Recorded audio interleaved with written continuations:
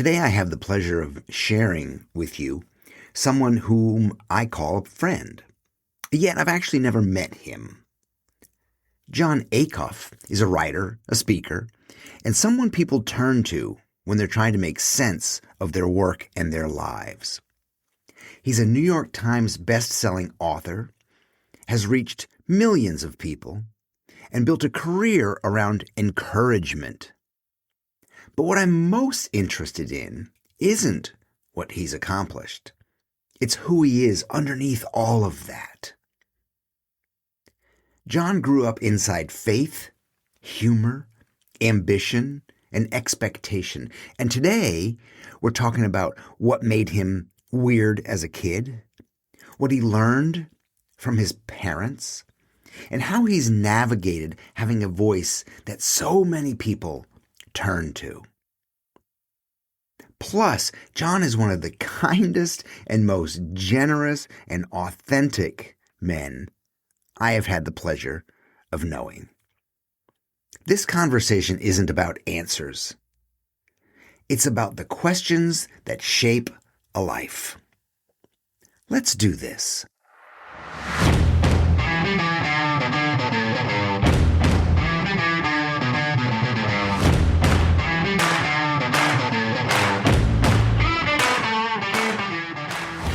Now you should be able to hear me. Ah, voila. One button, only a single button. I hear you. I hear you. I often forget it. One button. Let's just jump in. Jon, can you tell me what made you weird as a kid?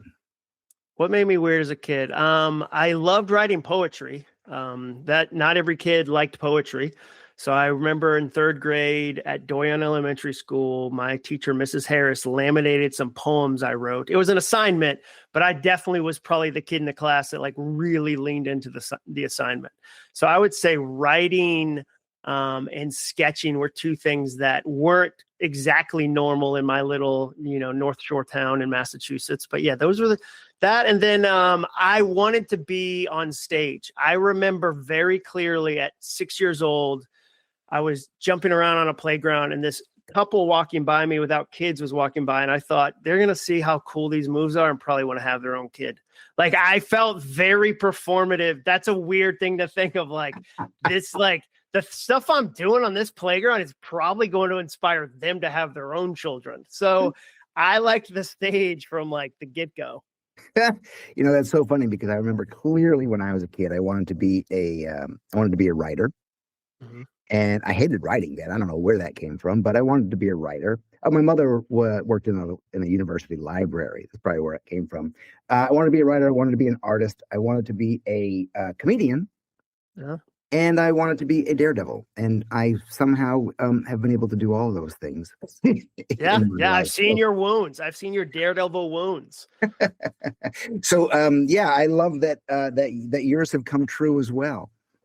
Yeah, it's been fun. It's one, I thought about that moment recently as I was kind of thinking about what's my origin story. And that feels like part of it. And then part of it, your mom was a library, and worked in a university library. My dad's a pastor. So I saw a human stand on stage regularly as part of their job. So it didn't feel foreign to me. Oh yeah, when you have ideas, you can stand in front of people and share those ideas. So that definitely informed what I do today. I'm in corporations more than anything, but that idea of you can have an idea and share it in a big crowd certainly started there. Mm-hmm. You didn't choose the role of a pastor, but yet somehow you are preaching. Yeah. So for me, it's interesting. A lot of pastors' kids go one of two directions. They're wild, they go off the rails and they're I'm out of here. And then some become pastors. And I feel like I'm right in the middle. So no, I didn't become a pastor. But I do really believe in the power of a live event. I think, as I think about my career, I'm kind of going, what's going to be AI proof? What's going to be AI proof? And I really believe live events are one of the few things in my space that will be, because even COVID couldn't kill them. Like we had all the virtual events we could have possibly taken during COVID, and people still were excited to get back to the same space.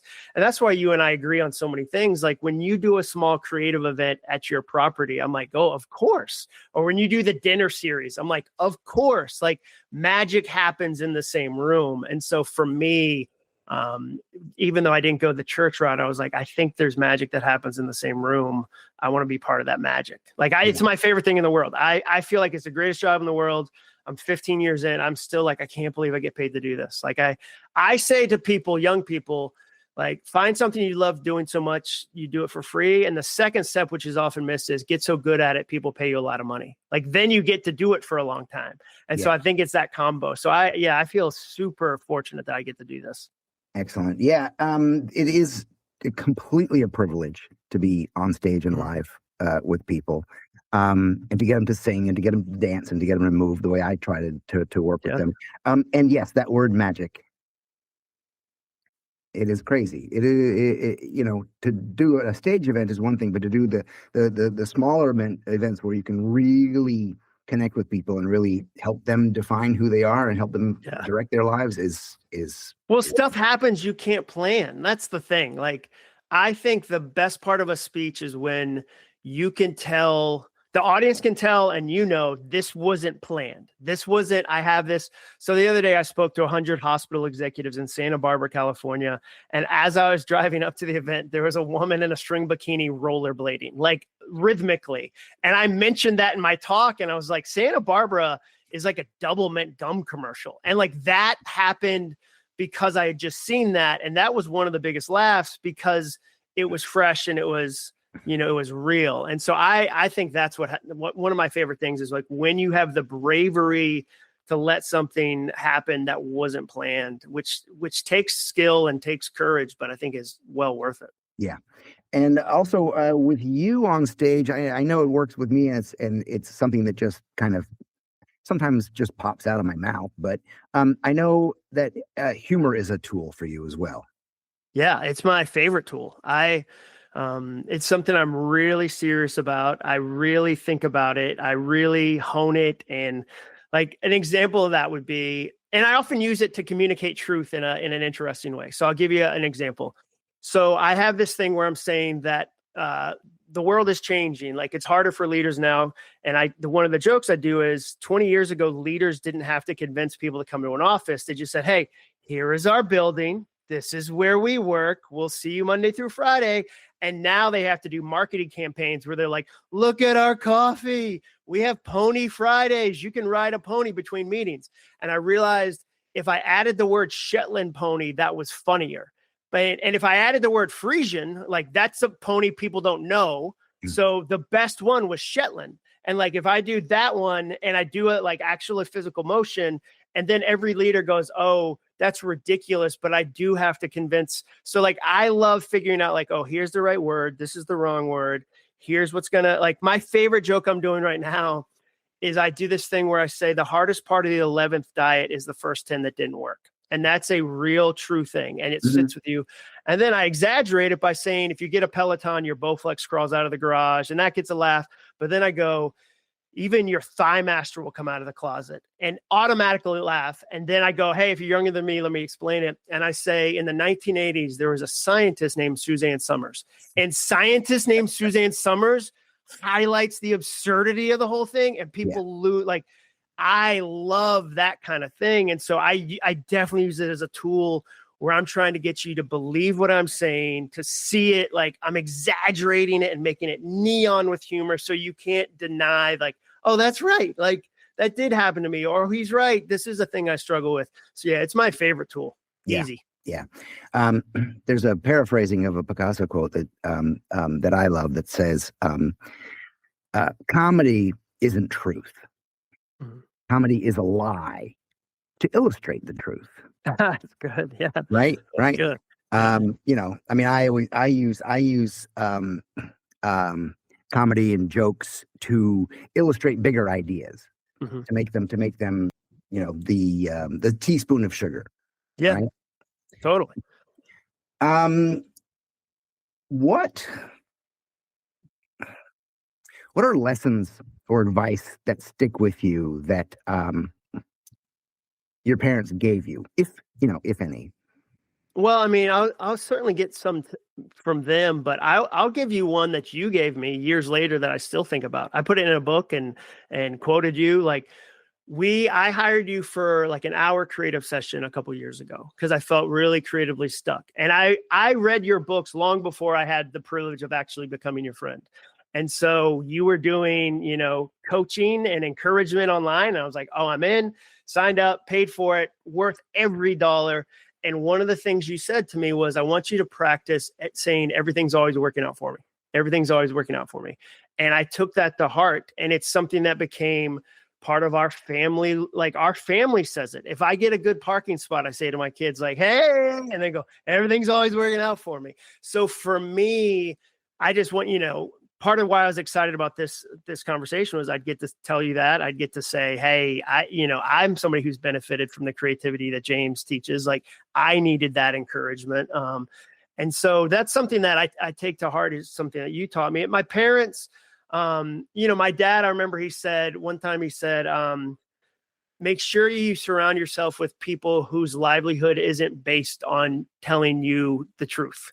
He was like, because people will get to an edge where they'll go, my mortgage. Like, I want to tell them that, like, have people in your life who can tell you the truth, and they're not your employees or they're not tied to you financially. And so that was a good encouragement for me of like, who are my friends that, love me enough to tell me things I might not like to hear? Because 100% self-awareness, I feel like, is impossible. Like, I heard Roy Williams, this advertising guy, say, it's hard to read the label when you're inside the bottle.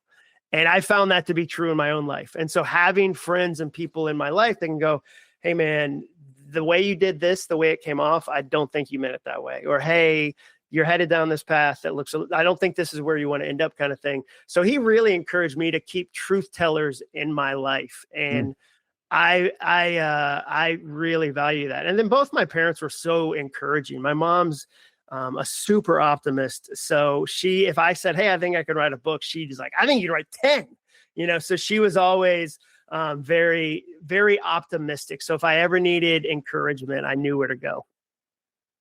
Excellent. You are kind of known, or you come off and present yourself as a super even-keeled guy, kind of even an all-around nice guy. Mm-hmm. What do you do with your anger? What do you do with your freaking disappointment? Well, I would say I don't feel like I'm even keel. I was thinking about this yesterday. I think over time, my curves have mellowed a little. Like, when I was young, like when I was in my early 20s, I was so like either really up or really down that we called it Summer John and Winter John. Like, Summer John was like super casual, anything's possible. Hey, Winter John was like super reflective, pretty anxious, nothing's going to work out. We got to take control of every decision, pretty rigid. And it was a pretty big swing. And my wife and I talked about it because that was hard in our marriage. Like, which version of me was she going to get, depending on kind of the mood I was in. And I would say over the years, the curve's gotten smaller, but it's still there. And some of it's work-based, some of it's, weather-based, some of it's what kind of stress I'm dealing with. So I don't feel like I'm getting more even keel, I guess, as I learn how to kind of live in this life. But I don't feel super even keel. What I do with my anger, learn that, like, it's been a while. It's taken me a while to learn it's okay. I would say growing up, I felt like, especially in a church setting, like, anger wasn't a positive thing. So like, I had a counselor tell me, like, it's the feelings you have about the feelings that often get you in trouble. So I used to feel very guilty if I felt angry. So if I felt angry, it's like, oh, this is a sinful feeling, I shouldn't be doing this. Then I'd feel guilty. And then that would make me more angry, which made me feel more guilty. And I was just stuck in this loop. And so one is learning how to see it. One is learning how to go, am I passionate about a cause right now? Is this like healthy righteousness about something that's wrong, and I'm a firstborn, and so I'm a rule follower, and maybe it's is it that? Is it misplaced? Is it am I applying anger to this thing because there's a really big thing I'm sad about or upset about that I can't control, and so I'm overreacting on this thing I can control, so I'm hiding from the real thing that I don't want to deal with. Yeah. I would say, anger is one of the topics I've talked a lot about with counselors over the years, is like, where does it go? How do I use it in a positive way? How do I process it? What part of where do passion and anger intertangle?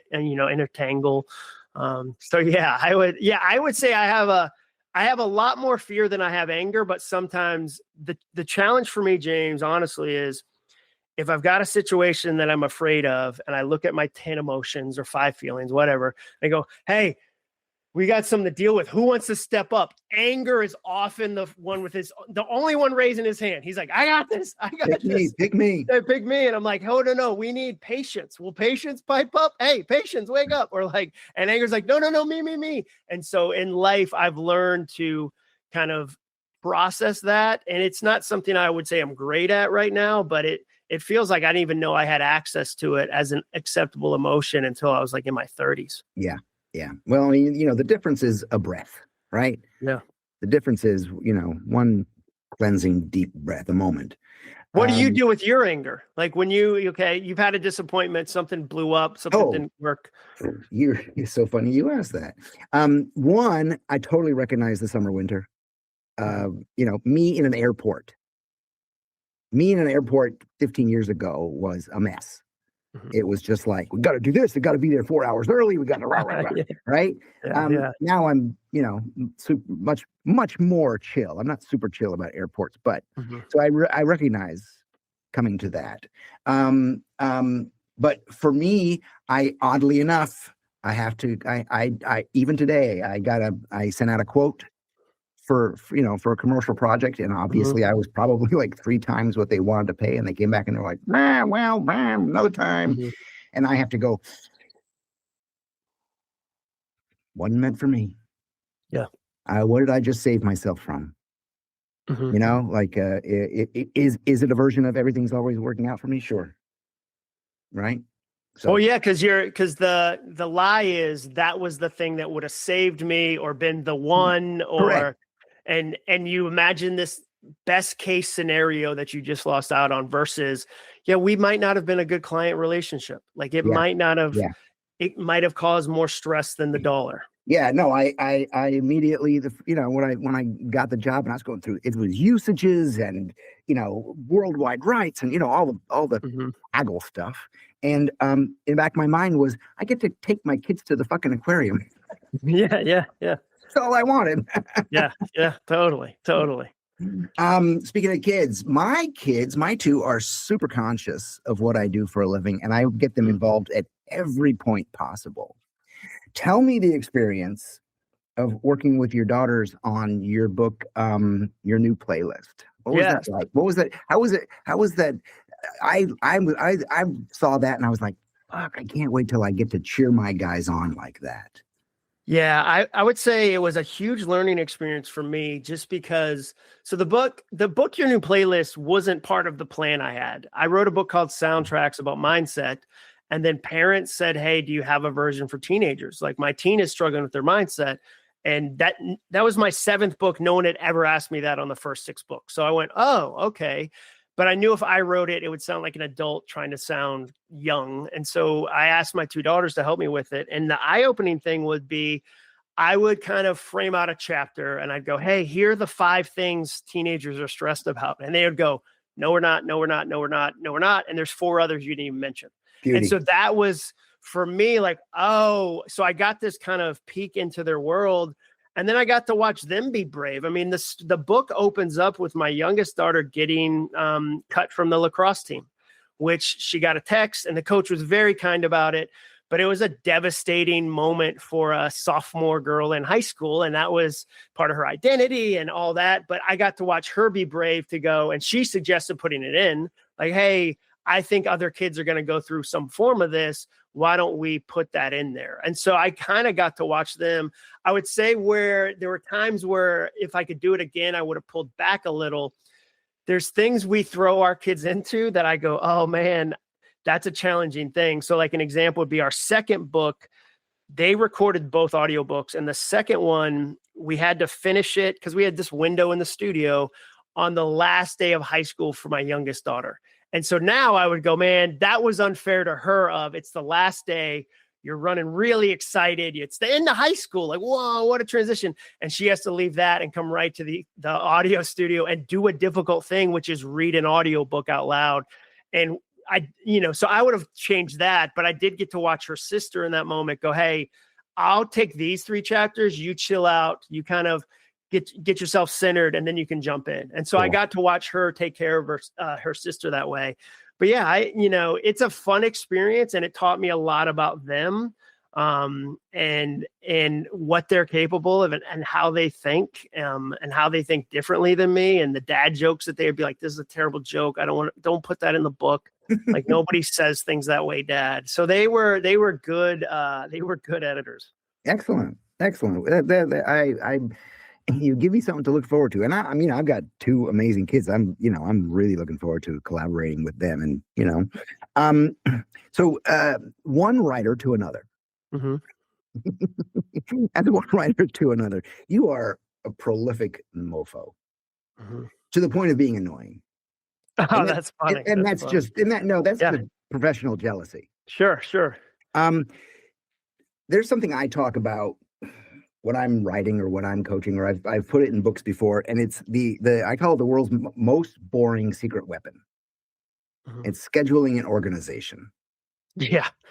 Do you have thoughts on that? Yeah, I agree with you. The way I've been telling people is like excellence is often very boring. Like I wish it was sexier, but it is for me, it's having a timer, like using my timer to go. I'm a really scattered person. Like I have a very fast brain. It's all over the place. So for me, a schedule is going, hey, we've got 90 minutes. We're going to set a timer on our phone. Like there's some weeks, James, where the number one app on my phone is the free timer that comes with every iPhone. And so it's just the process of sitting down and going, okay, we're going to do this thing for 60 minutes. We're going to do this thing for 30 minutes. And here's what we need to get. And then it's figuring out all the games. I feel like being, a lot of times being remarkable or being excellent is figuring out the games to play with yourself that keep yourself engaged in the life you're trying to live. And so finding like, oh, no, I do really well when I have a thing that's due to somebody I don't want to disappoint. Like somebody I respect. And so like, whether that's an editor or a publisher or whatever, okay, I need that, or it's somebody who's going to read it, or I'm going to have to deliver it from stage. And so that gets me to sit down and do that work. But I also feel like for books, for me, I'm a highly anxious person. Like by nature, I tend to be pretty pessimistic, pretty negative, pretty anxious. And I just learned over time that like positivity has a better ROI than negativity. What can I do with all these thoughts? So when somebody goes, man, I'll have 2 books come out this year, so that'll be 12. Like, you've written 12 books. Whoa. I'm like, yeah, I have so much going on up here. You should have seen me before I wrote. Like, imagine how frustrated of an artist I'm sitting in a cubicle. I'm like, I want to do all this. And like, I had no outlet for it. So now I feel very fortunate that publishers have given me an outlet for it. And I try to stay faithful to the scheduling, to the time blocking, to all the stuff that makes me productive. Excellent. How do you, so like, what's your writing process? Are you, like you said, a meeting with yourself and you honor the meeting? Like, what does that look like? My process is that I get up very early in the morning. What time do you get up? 4:30. That's pretty early. And that's but brother, it is beautiful. Like I have a wonderful little practice. I go outside and get under the stars and look up and go, hey guys, let's go. That's my spirituality. Let's go. And I've got a beautiful little coffee regimen, and I sit out on the porch and in the dark, and I have 2 hours before kiddos. Yep. And that's my thing. The rest of the day I'm fucking distracted and scattered. Were you always that way, or did you grow into that? Like, were you a guy in high school, you were like on time, or college or whatever? Or did you grow into it? Always on time. I was brought up in the military, so always on time. Always been an early riser because my dad was. Yeah. And I realize that's where my energy is. Mhm. I can, I mean, like you said, the brain just goes, monkey brain constantly. And I'll be at the grocery store, and it's just like I have to take out my phone, and I email myself, and I just speak into it, and I'm like, okay, write about this, blah blah. Then I'll talk for 10 minutes to myself, and it'll just type it out, and there's an idea for something I'm working on. Mhm. So there's a lot of sending myself messages on the go, because when I'm not sitting in front of a typewriter or computer or whatever, that's when things flow. And I have to catch the ideas like with a glance, like in my peripheral vision sometimes, where the idea is just over here and I'm doing something else and I'm able to snatch it. Because if I sit down with a blank piece of paper and say, okay, now be creative, be amazing, that's intimidating to me. Yeah. When I was growing up and reading books, and I think again the influence of growing up literally in a library. That's a long story, but literally in a library. I remember in the Right now, you're thinking, oh man, I wish James Victori could be my mentor, my guru. Hell, I wish he was my coach. Well, you can make that happen. Go to yourworkisagift.com. There's a questionnaire that will probably help you out, but it'll also give you access to a free call. So let's talk. Let's free you from overwhelm and creative frustration. Let's build your business and help you get paid to do what you love. Again, go to yourworkisagift.com. Let's talk. University system, there was always this idea of publish or perish. Like you gotta keep making that. You gotta keep writing to just to maintain your spot, right? Jon, and I know that what happens. Well, let me just ask it like this: what happens when you take time off? Oh yeah. Well, I would say one, I'm not naturally good at it. I don't think anybody would be surprised by that and be like, this guy seems like he's good at relaxing. I'm not. What I've done over the years is we have a place in the mountains and we've gone for the last 4 Julys. And so in July, I shut down pretty much. And so a lot of hiking, a lot of outdoors stuff, a lot of hanging out with my wife and kids. So July is a good respite for me. I have a harder time like taking a Sabbath on a Saturday. Like one of the most annoying questions I ask my wife, because we're empty nest at this point, is like, hey, what are we doing today? And she'll go, we're doing it right now. Like I'm reading a book, you're reading a book. Like there's no schedule. Like that kind of is hard for me to process. So yeah, it's for me, time off, like the big chunk in July.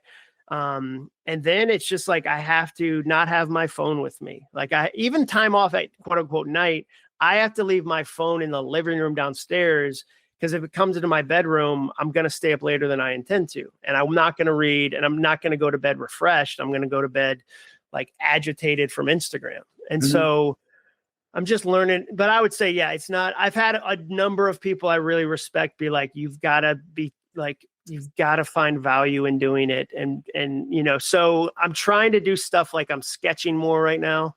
And when the voice inside my head goes, you can figure out a way to monetize this, I go, no. Like the sketching is the point. It's just the point. Yeah. Like I got some Blackwing pencils the other day and I was like, maybe I'm going to get into pencils. Like I spend 1,000 hours a year outside. So there's an app I love called 1,000 Hours Outside. And so this will be the 3rd year in a row I've spent 1,000 hours outside. And so if I'm connected outside, if I'm in the woods, if I'm, on a walk or on a run, it's easier for me to be, unplugged than if I'm in my space. Mm-hmm. Are you good at relaxing? No. Yeah. No, I'm a tinkerer. Yeah. I'm always making or breaking something if I'm not working. Yeah. And truth be told, I love that. Yeah. I love it when my kids like the tailgate on the truck just locked. And I'm like, guys, get the toolbox. Let's do this. Oh, just figure it out. I mean, I think that's, the secret of creativity is, can you figure anything out? Yeah, I can figure anything out. Yeah. right? How long have you called yourself a tinkerer? Is that a word you've thought about for a while? My whole life. My dad built the house we lived in. He was an amateur Oh, chef, wow. an amateur photographer. Never called himself creative. So I kind of fabricated it for my dad. Yeah. These thoughts. That's one of my favorite stories. This not about your dad, but one of my favorite stories in Perfection is about the bricklayer. I think it was a bricklayer who read at the funeral and he realized his dad was a writer and an artist. And like, man, that's a powerful story. Yeah. I mean, I got a question about that coming up. There's a question I ask any kind of uber successful guest, and I have had super successful CEOs, CFOs come to my retreats and stuff. Sure. And we'll go on a walk, and I always have to ask them, when is it enough? Yeah. When is it enough? I think that. Are you asking me right now? When is it enough? I'm kind of asking two things. I'm asking when is it enough, and the other part of that is there an imposter chasing you? I would say the imposter. Let's start with the second thing.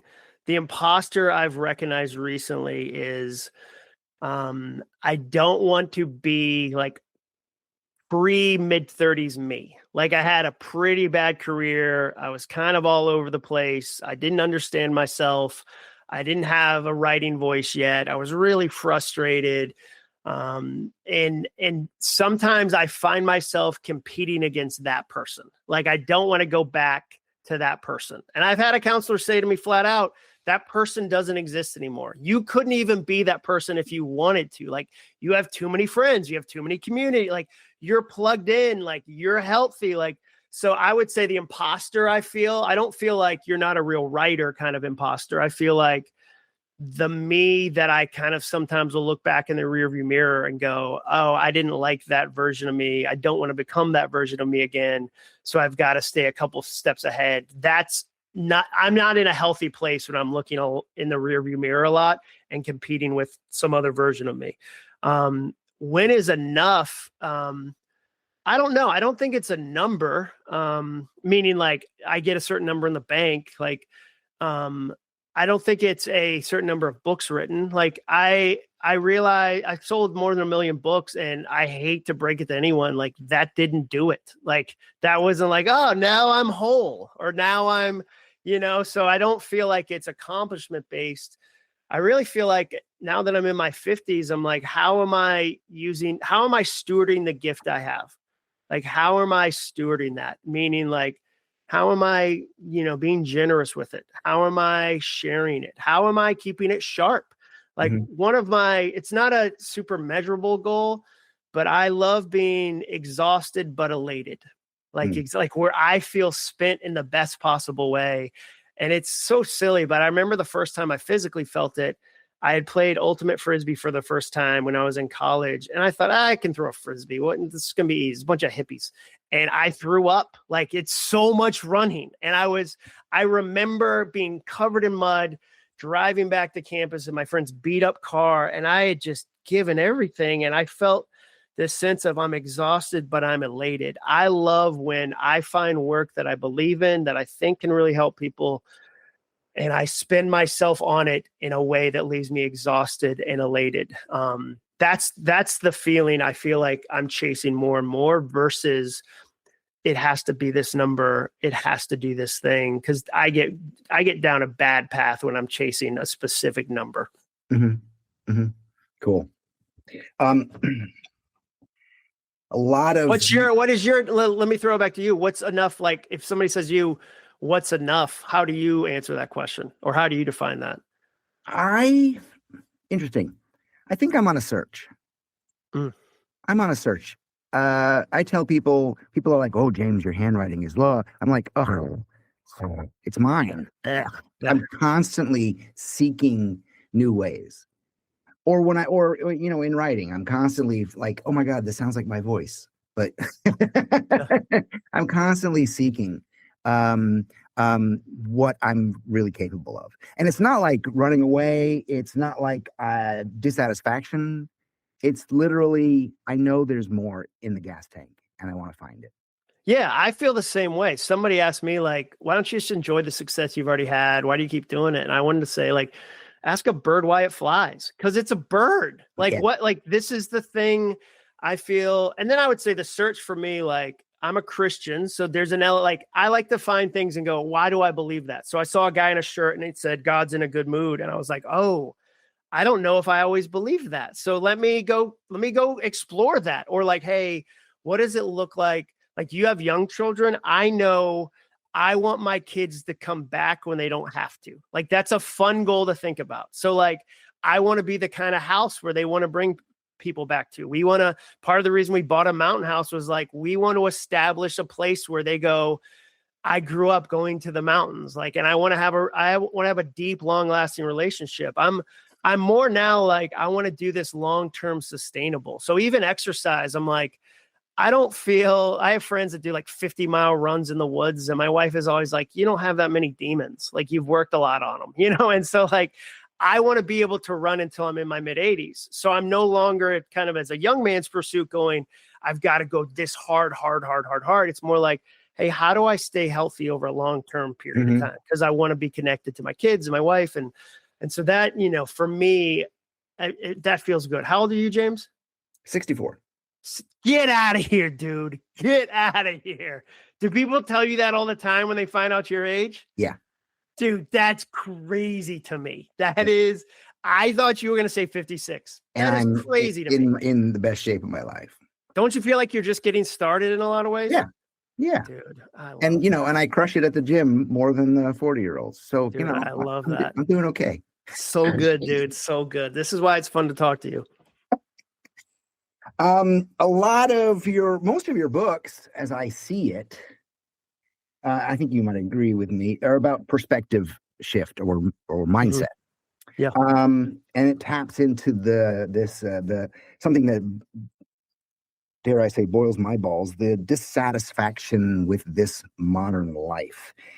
You talk about the I'm but generation. Yeah. I liked that. I like that. It's like I'm a waiter, but I want to be, you know, a director. I'm a barista, but I want to be, a poet. Not sure what the question is here, but it's about the pull of normalcy and the fear of actually being yourself. Yeah, I think that's terrifying. I think a lot of the reason people, in my opinion, stay distracted is then they don't have to worry about what shows up when they're quiet. So like if I'm at a red light, I better look at my phone. If I'm in line for 30 seconds at a restaurant, I better look at my phone, because if I'm quiet, or like, what's going to find me? Like, and maybe it is that voice of like, hey, there's this thing we always wanted to do. We still want to do it. Like, or you end up crying at a movie scene you shouldn't have cried at. You're like, why did that hit me? Like, this doesn't, you know, like this wasn't even a sad scene, but it was a character did the thing that like your heart's been calling out and your heart is throwing up a flare. So yeah, for me, I've had my own business for the last 13 years, which initially was isolating because I left a big company and then it was just all of a sudden it's just me. But I had to go against the grain to do that. And I'm continuing to go against the grain to do that.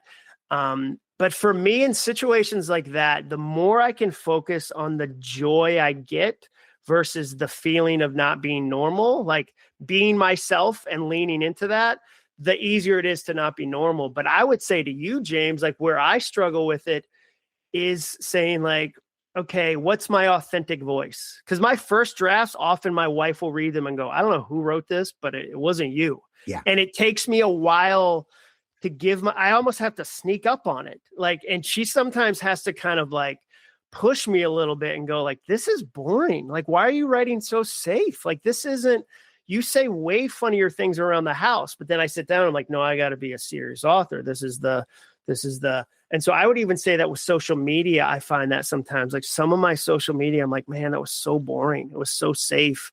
It wasn't the thing I wanted to say or felt like saying.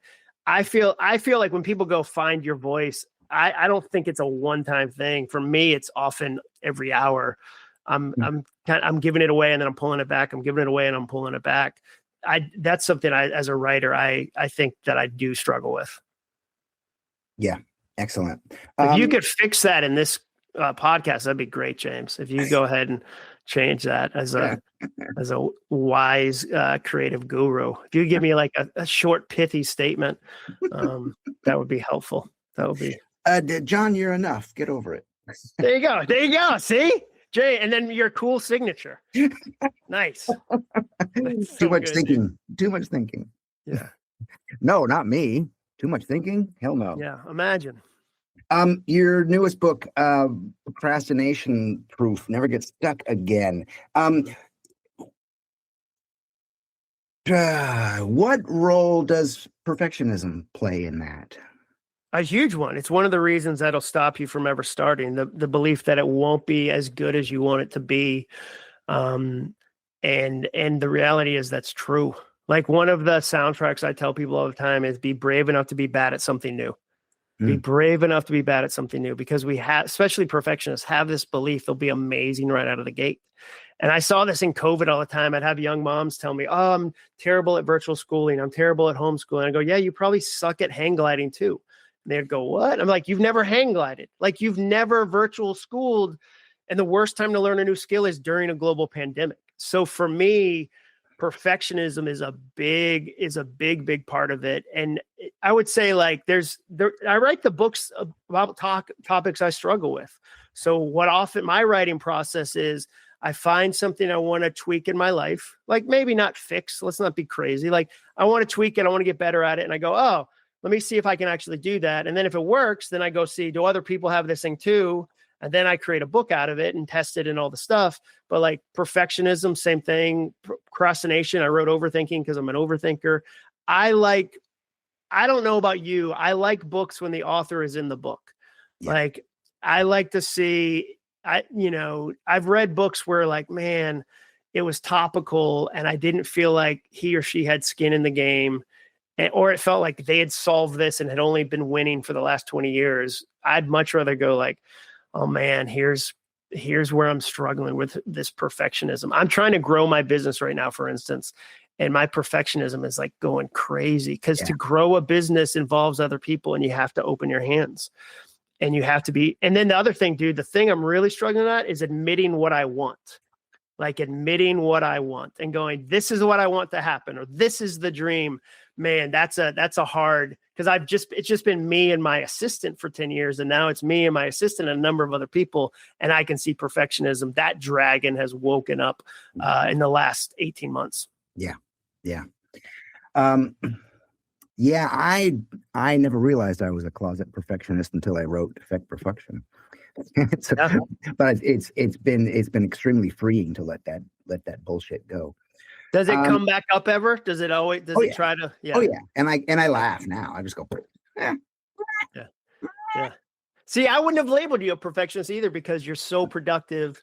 Your style, I'm sure, looks loose on the outside and is super deliberate on the inside.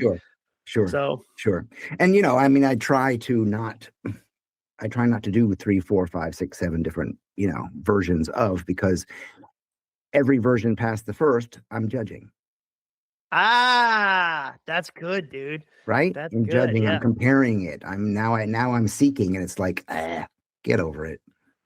That's good. Right? That should go in a book. Have you written that before? Not yet. I'm on a new book right now. And I say that, meaning I've designed the cover, the publisher's like, let's go. And so now I have to sit down and actually write it. Yeah. When is it due? Now. yeah. So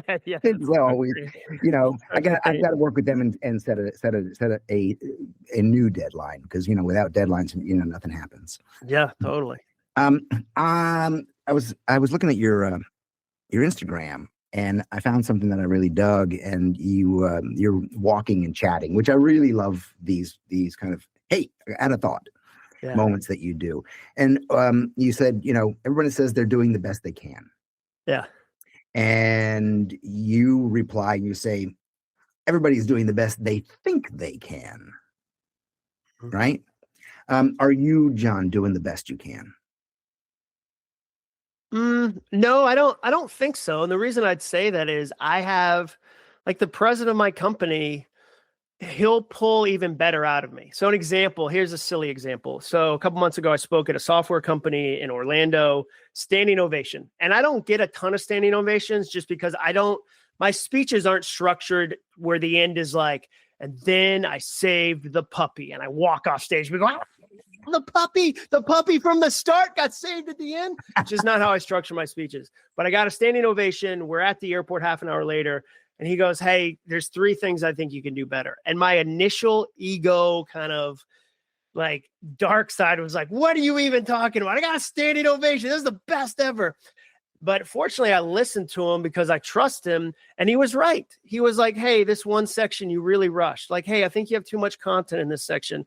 Hey, that part felt memorized, not delivered organically. And like, he gave me some great feedback. So I would have been sitting in that airport very confidently thinking, I just did the best I can. And then he gave me some feedback and I realized, oh, there's other things for me to learn. And so I think the challenge for one of them for creating art is like the being satisfied with what you've done and also knowing I've got more in the tank. You told me during our call, are you good at celebrating? I was like, I'm terrible. And you said, I want you to go thank each of those books you've written that's on your shelf. Like, go put your hand on each book and be like, hey, thank you. Like, thank you. And I thought that was a good way to kind of go like, no, this thing worked and I got it out into the world and it's helping people in ways I don't know, And so I wouldn't say I'm doing the best I can just because I have friends. Even today, I do this workout called F3, which is in the mornings outside, 5:30 a.m., rain or shine. And I was doing the easy version of an exercise. And one of my buddies was like, come on, dude, you got this. And then I did the harder version. I had gotten to my comfort level and said, this is all I'm capable of. And this person said, no, I think you got that. Like it was such a light calling, but I was able to answer it and then do the thing. Cool. And so I have too many examples of that in my own life. The challenge again is though being satisfied when you do celebrate something, when you do, so that I would say as a perfectionist, I move on to the next thing so quickly. And if you lead a team that way, you destroy the team because they don't get to celebrate at all. They feel like you're disappointed because you're already going, here's how it could have been better. Yeah. And it's just not a great way to lead. Yeah. Yeah. I think the answer to, or part of the answer to that sitting in the airport moment after is trying to find the joy in both of those answers. Don't you feel like a lot of life is holding 2 seemingly opposite things in your hands at the same time? Sure. Like where it's like, okay, these feel like this is a both and situation. There's a lot of my life I'm noticing is like that right now. Yeah. Yeah. I've always told, and even when I was teaching at the School of Visual Arts in New York, I would talk to my students about this idea. And it goes like this. I care, but not that much. That's good. Because good. I can't. It'll kill me. Yeah. It'll kill me. I am a sensitive motherfucker. I take things in deeply, and I cannot let it destroy me. That's good. Yeah, I need that one because I think with what I've said to perfectionists is I don't agree with the line that's like how you do anything is how you do everything. Because that is a perfectionist mantra, meaning like, okay, that everything needs A+. And like the reality is some things need B- because that's what you've got to give to that moment. And that's all and I actually had a creative director teach me that. I worked at Home Depot corporate and I had 2 projects. One was a postcard for a rug sale and one was like a 96-page catalog. And I was putting so much creative energy on this postcard. And she came over and was like, hey, no offense. That thing is going to be forgotten the second it leaves this building. The headline is buy one, get one free rugs this Labor Day. That's it. Move on. This other project you need to pour yourself into. And that helped me as an artist go, oh, it's not about me coming up with 10 like Picasso, Hemingway worthy headlines. Like for this card, I care, but not that much. And nobody else needs me to care that much. And I'm missing the point. And nobody else cares as much as you do anyway. Oh yeah. The level, that's the other thing. Like the level you bring to your stuff is always, your stuff is always different than somebody else's level they're going to bring to your stuff. Yeah. Yeah. You, Jon, have built a large platform and you've been very intentional about your audience and very intentional about staying broad. Is that I'm assuming that's a conscious decision. And do you believe that public voices like yours and like mine can help the world in these troubled times? Yeah, so I would say it is deliberate. It's harder. I would say I do agree with people that like, hey, you got to figure out your niche. I don't agree you need to niche so far down. It's like you need to write books for redheaded uncles that have mustaches and are struggling with taxes. Like that feels creatively constrictive to me. So part of the reason I've gone broad is I want to be able to creatively explore a lot of things. Like I'm a dad and I raise my kids a certain way. What if we did a teen book? Like, cool. Like I had a career. What if I wrote a career book? So I wanted to explore a lot of things creatively. The second reason I've kept it broad is I want to talk to a lot of people. I love the challenge, James, of like last week, I spoke on Wednesday to 4,000 cattle ranchers. And then on Thursday to 100 hospital executives. Those are very different audiences. But if you can find the human heart side of it, you can talk to anybody you want. So that's broad, but I'm trying to go, what are they struggling with in this room with the cattle ranchers? What are the hospital, executives struggling with? So I like that. And then I would just say the thing I think about with how you help the world is just how do you use your voice in an authentic way? I think there's great ways to do it. And I think there's ways where I go, I don't think that person authentically cares about that thing. They care about looking like they care about that thing. And so for me, I would say a lot of my kind of how I speak about the world or issues that I get involved in is usually, like boots on the ground. So like if I go, like Thistle Farms is a great nonprofit in Nashville that does, they have a 2-year rehab program for women escaping sex trafficking and prostitution and drug addiction. Like we do fundraisers for them or we volunteer there. Like that's how I tend to use my influence is I get my audience to go, hey, we can probably get 1,000 candles sold, which gets 4 women into the program because I have a platform. What would that look like? Or, hey, like we built 2 kindergartens in Vietnam once for my blog readers. And that was like, hey, what if we did that? Like, what would that? So I love mobilizing my audience that way around something that I genuinely believe in. I know for a fact that the way I choose to use my voice, the way I choose to use my work and my platform has cost me. Sure. Commercially, audience wise, do you have is there a cost for you of having an opinion? Oh yeah, definitely. Part of it, like when I say I'm a Christian, I know that comes with baggage. I know for some people, when they hear that, there's automatic labels that come with that or automatic concerns. Like, and I'm not saying those are not justified. I think there's plenty of things you could point a finger at. So I would say if you said to me, what is the thing that like I'm being more and more open about, I would say my faith, like, because it is a big part of my life. And I understand that for a lot of people, that's not one. They might go, you ask me what's weird. Like, I believe Jesus. Like I'm crazy about Jesus. Like that's a weird thing for a lot of people. So I would say that. And then I would say like specifically, I remember I once insulted a specific car manufacturer and I lost an event. And I didn't even know I was even up for the event. I just didn't like their Super Bowl commercial. And I said something about the Super Bowl commercial. This is like 10 years ago. And so, yeah, I'm conscious of that, of like, okay. And then like what I would say there to that particular case is, one, was that tweet worth that event? It wasn't. Like I didn't say to my wife, hey, don't worry, like that tweet was awesome. Like it was 17 people hearted it. That wasn't an example where I felt like if I don't say something about this Super Bowl commercial, I'm not going to be able to tuck my kids into bed at night and let them know their dad has a voice. That was just me being a snarky, like guy responding on the internet. But it also taught me the lesson of like, oh, okay, like people are watching. How do I be smart about it? And then also like, I guess I don't see social media always as where I'm going to have deep, heartfelt conversations. Like I love having people that are the opposite of me in my life to go, hey, because where I live in Nashville can become a very kind of tight bubble. And so to have friends that are like, oh, they're the opposite of me in every possible way.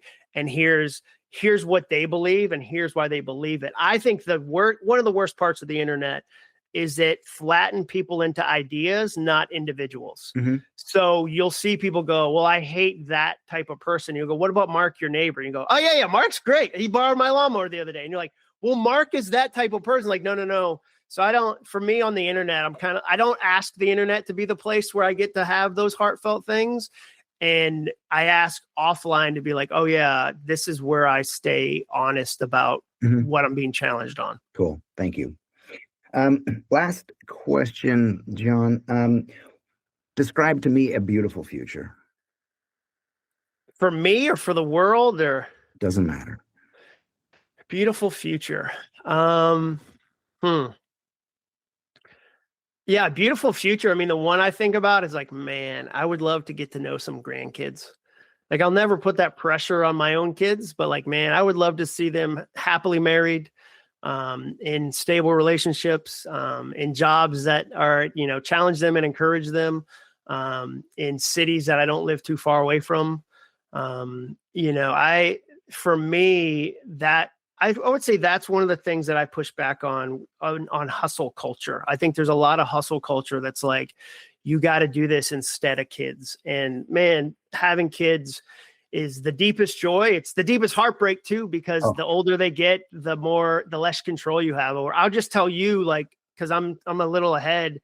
I asked somebody older than me who has like kids in their late 20s, early 30s. I said, it feels like it's harder now than when they were young. And he said, well, the stakes are different. I said, what do you mean? He said, when your 8th grader gets cut from the volleyball team, that's sad. When your 28-year-old gets a divorce, that's tragic. And so like, man, my kids have really opened my hands to feel and express and experience in ways I never would have imagined. So yeah, when I think about a future, I think about my kids. I think about my wife. I think about how we're spending our time, and how we're stewarding this opportunity. I feel very fortunate that when you and I, like, the reality is when you give somebody writing encouragement, that has a weight to it.